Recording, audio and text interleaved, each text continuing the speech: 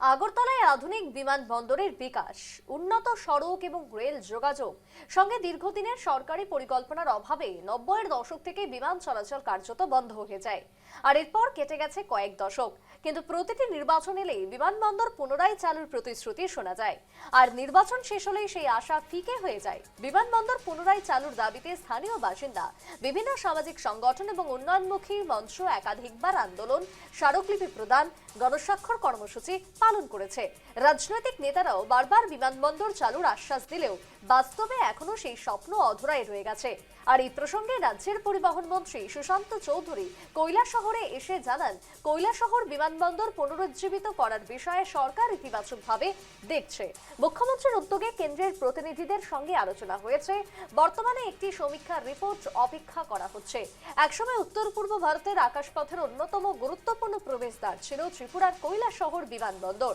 আগরতলার পর ত্রিপুরার অন্যতম ব্যস্ত বিমানবন্দর হিসেবে পরিচিত এই এয়ারস্ট্রিপ ব্যবহার করতেন শুধু ঊনকোটি এবং উত্তর ত্রিপুরার মানুষই নন, ধলাই জেলা, অসমের বরাক উপত্যকা এবং প্রতিবেশী বাংলাদেশের বহু যাত্রীও। চিকিৎসা, ব্যবসা, প্রশাসনিক কাজ, পর্যটনের ক্ষেত্রে বিমানবন্দরটি ছিল একটি গুরুত্বপূর্ণ যোগাযোগের কেন্দ্র।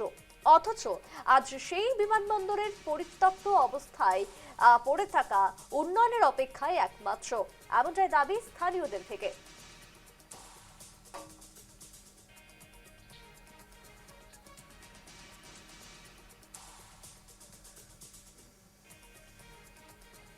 মুখ্যমন্ত্রী তদারকিতে সেখানে একটা মিটিংও হয়েছিল কেন্দ্রীয় সরকারের প্রতিনিধি দলের সঙ্গে, এবং মাননীয় মুখ্যমন্ত্রী কেন্দ্রীয় সরকারের প্রতিনিধিদেরকে বলেছেন একটা রিপোর্ট প্রদান করার জন্য।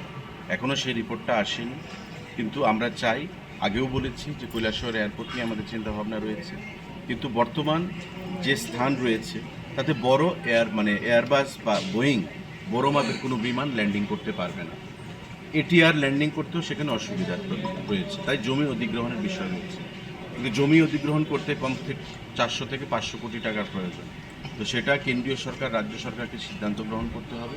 মাননীয় মুখ্যমন্ত্রী কনসিডারেশনের ব্যাপারটা রয়েছেন, উনি সঠিক সময় সঠিক সিদ্ধান্ত গ্রহণ করবেন। সিটের বিমান চালন করার জন্য ডোনার মিনিস্ট্রি থেকে আমাদেরকে বলা হয়েছিল, মিনিস্টার জ্যোতিরাদিত্য সিন্ধিয়াও বলেছেন, চিঠি লিখে বলেছেন, মাননীয় মুখ্যমন্ত্রীকে চিঠি লিখেছেন, আমাকেও লিখে জানিয়েছেন। কিন্তু 19 সিটের বিমান নিলে আপনার সেটার ভায়াবিলিটি দেখতে হবে, এটা ভায়াবেল হবে কি না।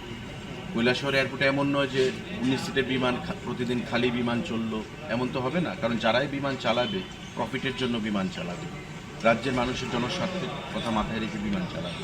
সমস্ত কিছু বিচার করে বিবেচনা করে আগে সেটাকে রিনোভেশনের কাজ করতে হবে। এখানে যে এয়ারপোর্টের যা নমুনা, যা রানওয়ের যা নমুনা, সেটাকে রিনোভেট করতে হবে, তারপর বিমান চালানোর ব্যবস্থা করতে হবে।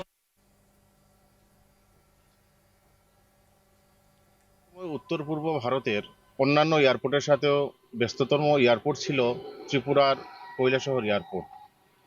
মূলত 60 দশকে কেন্দ্র সরকার সেই এয়ারপোর্টটি নির্মাণ শুরু করে এবং 80-র দশকে সেই এয়ারপোর্টটির পথ চলা শুরু হয়, কিন্তু 90-এর দশকে সেই এয়ারপোর্টটি তার পথ চলা কার্যত থমকে যায়। মূলত তার পেছনে রয়েছিল ত্রিপুরার সড়ক ব্যবস্থা উন্নতিকরণ সহ রেল যোগাযোগ এবং আগরতলা বিমানবন্দরকে উন্নতিকরণ করাতেই সেই মূলত কৈলাসহর বিমানবন্দরটি বন্ধ হয়ে পড়ে। এবং তার বেশ গুরুত্বপূর্ণ কারণ ছিল সেখানের জমি অধিগ্রহণ, অর্থাৎ সেখানে পর্যাপ্ত জায়গা ছিল না, সেখানে বড় বড় যে বিমান সেখানে উঠানামা করতে পারতো না। মূলত সেই কারণেই সেই এয়ারপোর্টটি কার্যত বন্ধ হয়ে যায় এবং তারপর বেশ কয়েক দশক কেটে গেলেও আজ পর্যন্ত কিন্তু সেই বিমানবন্দরটি পরিত্যক্ত অবস্থায় পড়ে রয়েছে। এবং যেটা অভিযোগ যে ভোট বৈতরণীর পার হতে বুথের সময় কিন্তু অনেক নেতৃত্বরা সেই বিমানবন্দরটি চালুর আশ্বাস দিলেও কার্যত সেই বুথের পরবর্তীতে সেই আশ্বাস কার্যত ফিকে হয়ে যায়।